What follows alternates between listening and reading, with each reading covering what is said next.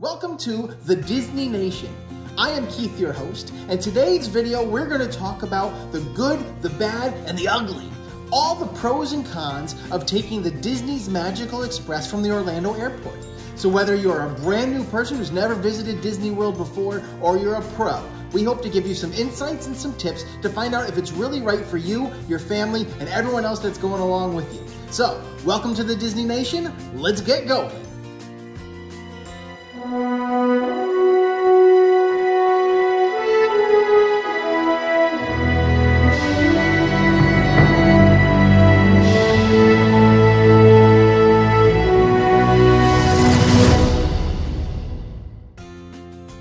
So, we know you guys have a ton of stuff going on when you're planning your Disney vacation. That is absolutely not up for question. You do. It's like almost a part-time job. It's like studying for the SATs. But we can make sure that we can help you out a little bit more. You got to think about your fast passes. You got to think about your advanced dining. You got to think about what parks I'm in that day. What resort am I going to stay at? But we don't want to have to worry about how am I going to get from the airport to the parks. Disney is taking care of that for you. If you're staying in a Disney World resort, you have the Magical Express waiting for you at the Orlando airport. So let's talk about it. Let's talk about the three different things that we have. First, the good.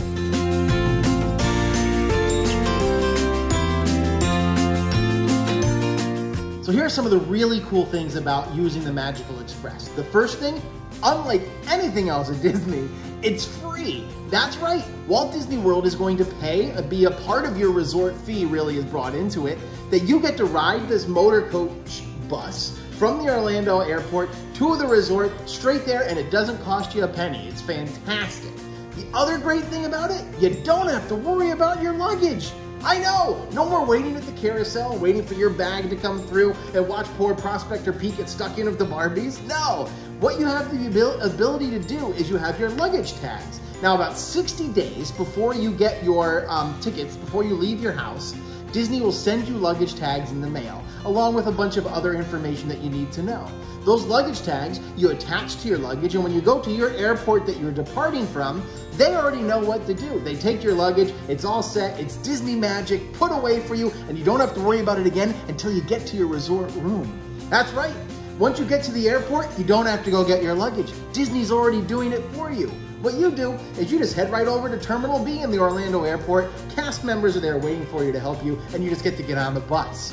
One tip, make sure you have your Magic Band on already. Your Magic Band has your resort reservation in it, it has your Magical Express reservation in it, and all you have to do is boop, beep it, just like you're getting in the parks. You get on the bus and you get going. Once you're on the bus, it's fantastic because they have the most well-timed video. It's like a sizzle reel for all things that are happening at Disney World right then. It's got great music, it's got some great information. If you happen to get into traffic, it goes longer and there's like cartoons that you get to watch. The kids get transfixed, it goes park by park. It tells you all the special things that are happening in the parks. It gives you great information, and then before you know it, you're at your resort. And what happens a couple hours later in your resort room? Your luggage is there waiting for you. I mean, what's better than that? That's the magic that just keeps on giving.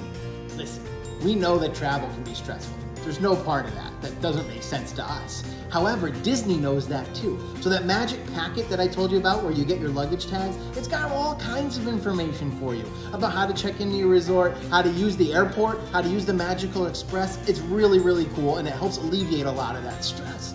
Also, the airport kind of gives you this opening into the Disney magic right away. Now, some people think, and I'm definitely one of them, is that when you leave your door that morning, that's when Disney starts. And it's true, but you're totally encompassed in the Disney magic at the Orlando airport. Most of you will get to ride on this little monorail tram that goes from one part of the airport over to Terminal B where you catch the Magical Express. When I was there recently, it was all decked out with Hollywood Studios, Galaxy's Edge, had stormtroopers all over it. But it's a ride. I mean, the kids love it. When you got kids with you, they love to be able to go on that extra little monorail and travel that way. It's really the time that you get to know the real world is being left behind, and I just get to enter this magical world for how many days that you're staying there at the park. It's really, really cool. The other thing is that you are just not going to get lost at the Orlando airport. It may seem a little daunting because it is a pretty big airport, but there's just copious amounts of Disney signage pointing you in the right direction. And did we mention there's a Disney store in the Orlando airport? That's right. Got a little time to kill? Go to the Disney store and start the shopping right away. On to the bag.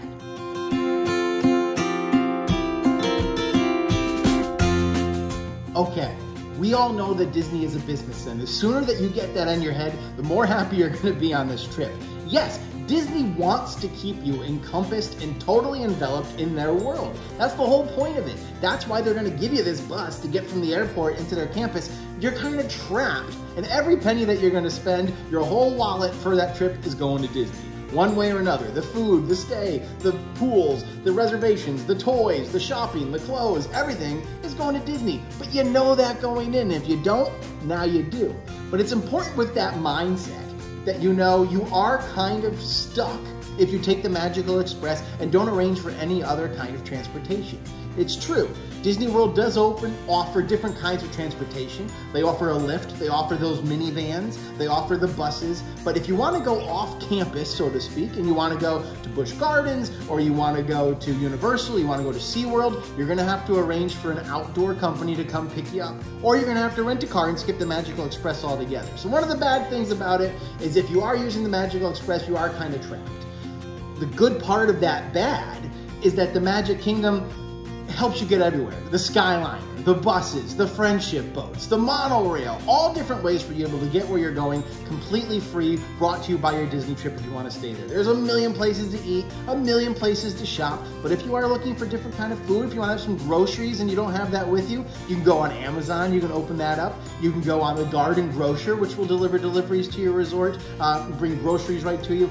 People do that a lot for like diapers, bottled water, granola bars, yogurt. Every single Disney room has a fridge in it, and you have the ability to put these things in there and keep it for your early morning, get yourself juiced up and ready to go in the morning, so you can do it that way. And the other thing, when we talked about your luggage before, that your luggage is going to arrive in your room, another bad point is that it might land in your room aggressively later than you're going to be there. They don't time it that right. Remember, it has to be sorted. So it's got to come from the airport, get sorted, go to your resort. They have to figure out what room you're going to be in, and they have to go to your room. Now, you're not going to get into your room the day you arrive until 2, 3, 4 o'clock in the afternoon anyway. So make sure that you're in the parks, or if you're getting there around that time, your luggage is going to get there a bit later. So there are a few things that you're going to want to pack in your carry-on bag that you'll keep with you and take with you on the Magical Express that you don't send in the luggage, you don't put your tag on, things that you can have with you in the parks. So you definitely, if you have little kids, you definitely need to bring a change of clothes, diapers, wipes, whatever you're going to need for the age appropriate that you have for your kid. And what's a better way to relax from sitting there on the airplane and going through the airports than to hit the pool of your resort? It would really stink if you didn't have your swimsuit, right? So make sure you pack your swimsuit in there. You don't have to worry about towels. They've got towels for you there too. No problem there. And they've got life vests. You don't have to pack swimmies for everybody. Disney World provides those at the resorts as well. You also are going to want to pack any medicines that you're going to need to take, your wallet, of course, your magic bands. You have to have those before you can go do anything else. You want to make sure that you have your credit cards. You want to make sure that you have a drinking fountain, cup that you can fill and drink while you're there. Lots of different places that you can fill up your water to. But you have to make sure that you have those vitals, things that you can go through. One of the extra points, if you have little kids and they've got some kind of animal that is really important to them, a stuffy or a doll or something to that effect, and they just need that to feel comforted, it's gonna be a stressful morning.